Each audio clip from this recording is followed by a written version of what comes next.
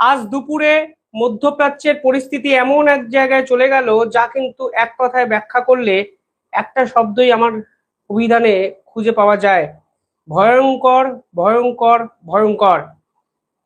এবং অবস্থা এতটাই খারাপ জায়গায় চলে গেল যে ভারতকে এমার্জেন্সি ট্রাভেল অ্যাডভাইজারি ঘোষণা করা হলো, এবং ভারতের হাই কমিশনার, যিনি তেহরানে এই মুহূর্তে অবস্থিত, তেহরান থেকে একটি বিবৃতি জারি করা হলো এমার্জেন্সি বেসিসে। কিন্তু হঠাৎ করে কেন মধ্যপ্রাচ্যের পরিস্থিতি ফের ভয়ানক জায়গায় চলে গেল, এবং ইরান এবং ইসরায়েলের এই যুদ্ধ এই প্রথম সম্মুখ সফরে, অর্থাৎ দুই রাষ্ট্রের উপর কিন্তু আক্রমণ করতে শুরু করেছে, এবং ইসরায়েল একের পর এক হামলায় ইরানকে কার্যত কাঁপিয়ে রেখে দিয়েছে। এবং শেষ খবর পাওয়া অনুযায়ী ইরানের সেনাবাহিনীর সেনা প্রধান কমান্ডার, তিনি কিন্তু ইসরায়েলি অ্যাটাকে খতম হয়ে গেছেন। এবং এরপর এই যুদ্ধের পরিধি ক্রমাগত বাড়বে, তা কিন্তু পরিষ্কার হয়ে যাচ্ছে। কেন হঠাৎ করে এই পুরো বিষয়টা এতটা সংঘাতপূর্ণ আবহাওয়াতে পৌঁছে গেল, আজকের এই ভিডিওতে আমি ডিটেলিং আলোচনা করব যে কালকে রাত থেকে এমন কি হলো যা নিয়ে গোটা বিশ্ব কার্যত চিন্তায়, এবং এর ফলে ভারতের উপরও প্রভাব কি পড়তে চলেছে, সমস্ত কিছু কিন্তু আজকের এই ভিডিওতে আমি আলোচনা করব। দেখুন, এই পুরো বিষয়টি শুরু হয়েছিল কালকে। কালকে হঠাৎ করেই ইরানের পক্ষ থেকে প্রায় 30টি ব্যালিস্টিক মিসাইল কিন্তু ছোড়া হয় ইসরায়েলের উপর, এবং ইরান এই পুরো বিষয়টিকে সেফটি মেজার্ড হিসাবে ব্যাখ্যা করে। কেন সেফটি মেজার্ড? ইরানের পক্ষ থেকে নির্দিষ্ট দুটি কারণ বলা হয়েছে। প্রথম কারণটি এখানে ইরান বলেছে, তা হলো হরমুজ প্রণালীতে দিনের পর দিন ব্লকেট করে রাখা হয়েছে আমেরিকা নৌবাহিনী দ্বারা। এবং দ্বিতীয় কারণটি তারা বলেছে, তা কিন্তু অত্যন্ত গুরুত্বপূর্ণ। সেখানে ইরানের পক্ষ থেকে বলা হয়েছে ইসরায়েল ক্রমাগত ক্রমাগত এক্ষেত্রে লেবাননের উপর আক্রমণ করছে, এবং লেবাননের হিজবুল্লাহদের উপর আক্রমণ করছে। ফলে কোনো অবস্থাতেই এই ধরনের হানাদারি আক্রমণ মেনে নেওয়া ইরানের পক্ষে সম্ভব নয়। এবং এর জন্য কালকে হঠাৎ করেই ইসরায়েলের উপর ব্যালিস্টিক মিসাইল বর্ষণ করে বসে ইরান। এবং তথ্য অনুসারে, আমি একদম তথ্যগুলো দেখে দেখে আপনাদের বলছি, সেই তথ্য অনুসারে ইসরায়েলের উপর প্রায় 30টি ব্যালিস্টিক মিসাইল ইরানের পক্ষ থেকে কিন্তু ছোড়া হয়েছে, যার অধিকাংশই ইসরায়েলের পক্ষ থেকে এখানে ডিফেন্স সিস্টেম দ্বারা ব্যর্থ করে দেওয়া হয়েছে চেষ্টা। কিন্তু এরপর যেটা হলো তা হয়তো ইরান এক্সপেক্টও করেনি। পাশাপাশি এই ঘটনা যখন ঘটছে ঠিক তখন, মানে 2 মাস পর, যুদ্ধে 2 মাস পরেও ইসরায়েল এবং ইরানের এই যুদ্ধ এমন একটা জায়গায় চলে গেল যে কালকে ডোনাল্ড ট্রাম্পকে স্পষ্ট হুঁশিয়ারি দিয়ে বলতে হলো, দয়া করে ইরান ও ইসরায়েল এই যুদ্ধ আপনারা বন্ধ করুন। ইসরায়েলের পক্ষ থেকে কালকে একটি বিবৃতি দেওয়া হয়, এবং সেই বিবৃতির পরই কার্যত ফাইনাল হয়ে যায়, কনফার্ম হয়ে যায় যে এই ইরানের হামলার পাল্টা ইসরায়েল এমন কিছু করবে যা কিন্তু ইরানের পক্ষে সহ্য করা কার্যত সম্ভব হবে না। এবং ইসরায়েল কিন্তু ঠিক সেটাই করেছে। ইসরায়েলের সেনাবাহিনীর পক্ষ থেকে একটি বিবৃতি কালকে দেওয়া হয়। সেই বিবৃতিতে তারা বলে যে কিছুক্ষণ আগে, আমি একদম কোট আনকোট দেখে দেখে বলছি যেন কোনো অবস্থাতে মিসকোট না হয়ে যায়, খুব ইম্পর্টেন্ট। সেখানে ইসরায়েল বলেছে যে কিছুক্ষণ আগে ইসরায়েলি বিমান বাহিনী পশ্চিম ও মধ্য ইরানে ইরানি সন্ত্রাসী সরকারের সামরিক লক্ষ্যবস্তুতে নিখুঁত হামলা চালিয়েছে। অর্থাৎ প্রথমে 30টি ব্যালিস্টিক মিসাইল ইসরায়েলের দিকে ধেয়ে আসে ইরানের পক্ষ থেকে, এবং তার ঘন্টাখানেকের মধ্যেই ইসরায়েলি সেনাবাহিনী পরপর হামলা করতে শুরু করে ইরানের একাধিক প্রধান প্রধান ইনফ্রাস্ট্রাকচারে। তার মধ্যে ইম্পর্টেন্ট তেহরানের ইমাম খামেনির আন্তর্জাতিক বিমানবন্দর, এবং পাশাপাশি ইরানের একাধিক সেনাঘাঁটি, গোয়েন্দা ঘাঁটি, সমস্ত জায়গায় এয়ার লঞ্চ ব্যালিস্টিক মিসাইল কিন্তু ইসরায়েলের পক্ষ থেকে ছোড়া হয়, যা আসলে ইরানকে বিধ্বস্ত করে দেয়। এবার হঠাৎ করে ইরান কেন এই ধরনের পদক্ষেপ নিল এবং যেচে পড়ে সাপের লেজে পাটা দিল? ইরানের পক্ষ থেকে স্পেসিফিক্যালি দুটো কারণ অফিসিয়ালি জানানো হয়েছে। প্রথম কারণ হিসাবে তারা বলছে যে লেবাননে ইসরায়েলের আগ্রাসন ক্রমাগত বৃদ্ধি পাচ্ছে, এবং লেবাননে কিছুদিন আগে ইসরায়েল তাদের পুরনো একটি ফোর্ট সেটাও কিন্তু নিজেদের হেফাজতে নিয়ে নেয়। কারণ ইসরায়েল মনে করছে লেবাননের হাউতি যে গ্রুপ আছে এবং হিজবুল্লাহ আছে, তাদেরকে কিন্তু কাজে লাগানোর চেষ্টা ইরানের পক্ষ থেকে করা হয়েছে ইসরায়েলের বিপক্ষে। এবং এই দুই গ্রুপকে, বিদ্রোহী গ্রুপকে দিনের পর দিন অস্ত্র ও অর্থ দিয়ে ইরান সাহায্য করে এবং লেবানন থেকে ইসরায়েলের উপর ক্রমাগত আক্রমণ করা হয়। ফলে এই ধরনের বিদ্রোহী গ্রুপ, যার এপিসেন্টার লেবানন, সেই লেবাননকে টার্গেট পয়েন্ট করে বসেছে ইসরায়েল।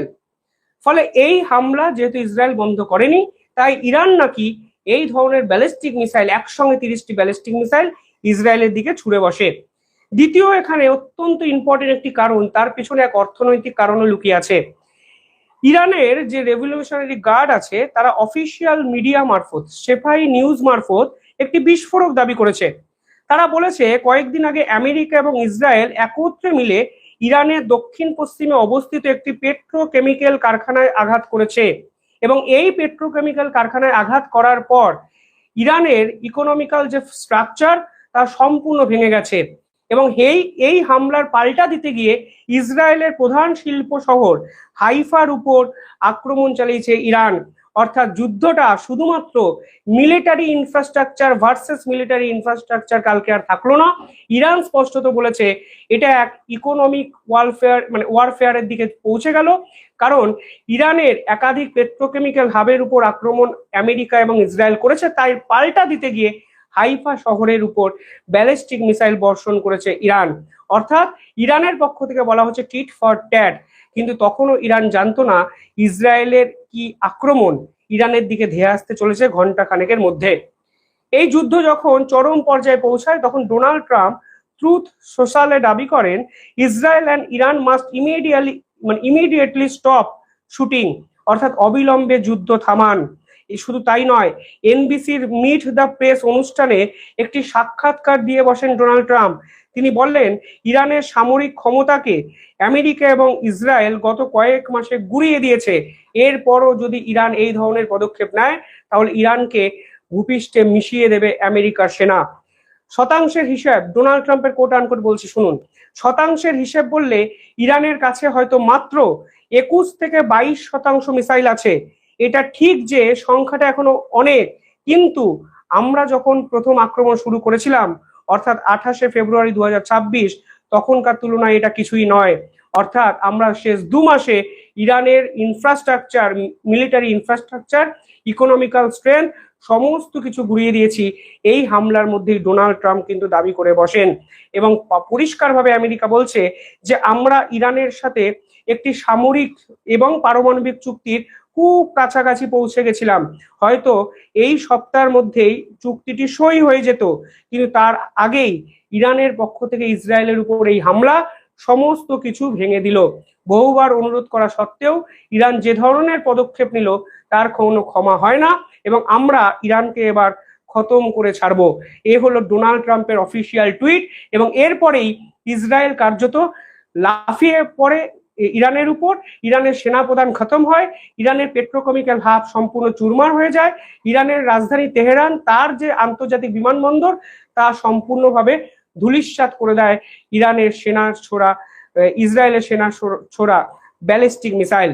এই প্রেক্ষাপটে দাঁড়িয়ে ভারত একটি জরুরিকালীন অ্যাডভাইজারি জারি করে। ভারত বলেছে এখানে যে ইমিডিয়েটলি যারা মিডিল ইস্টে আছেন, মধ্যপ্রাচ্যে আছেন, তারা মধ্যপ্রাচ্যে ছেড়ে বেরিয়ে আসুন। যে সকল ভারতীয় এই মুহূর্তে মধ্যপ্রাচ্যে আটকে পড়েছেন তাদেরকে পূর্ণ সহায়তা করবে ভারত সরকার এবং কোনো জরুরিকালীন কাজ ছাড়া, এমার্জেন্সি ছাড়া এই মুহূর্তে ইরান এবং মিডল ইস্টকে অ্যাভয়েড করুন, তা ভারতের পক্ষ থেকে অফিসিয়ালি একটি বিবৃতি জারি করা হয়েছে। পাশাপাশি কালকে ভারত আরো কিছু কথা এখানে বলেছে যা সকলের জানা উচিত। ভারতের পক্ষ থেকে বলা হয়েছে যে পশ্চিম এশিয়ার এই নতুন করে শুরু হওয়া হামলা অত্যন্ত দুঃখজনক। এই সংঘাত ইতিমধ্যেই 100 দিন পার করেছে এবং অগুন্তি মানুষের দুর্ভোগের কারণ হয়েছে। এটি বিশ্ব অর্থনীতি ও জ্বালানি সরবরাহের উপর অত্যন্ত নেতিবাচক একটি প্রভাব ফেলেছে। অর্থাৎ ভারত গ্লোবাল পিসের আহ্বান জানিয়েছে এবং এনার্জি সিকিউরিটি যেন বজায় থাকে সেই চেষ্টা কিন্তু ক্রমাগত করেছে। কিন্তু ইসরায়েল এবং ইরানের এই যুদ্ধ যে অবস্থাতে কালকে রাতে ফের পৌঁছে গেল, এখান থেকে ফিরে আসা দুই দেশের কিন্তু কার্যত অসম্ভব এবং ভারতের কাছে অত্যন্ত ইম্পর্টেন্ট হয়ে যাচ্ছে দুটো বিষয়। এক হলো হরমুজের সুরক্ষা, যার সঙ্গে এনার্জি সিকিউরিটি নামক শব্দ দুটো জড়িয়ে আছে। পাশাপাশি চাবাহার পোর্টে ইরানের বিপুল পরিমাণ ইনভেস্টমেন্ট ভারত করেছে, সেই ইনফ্রাস্ট্রাকচার যেন অরক্ষিত থাকে, সুরক্ষিত থাকে, সেই বিষয়টি জড়িয়ে আছে। এবং 3 নম্বর হলো প্রবাসী ভারতীয়দের নিরাপত্তা।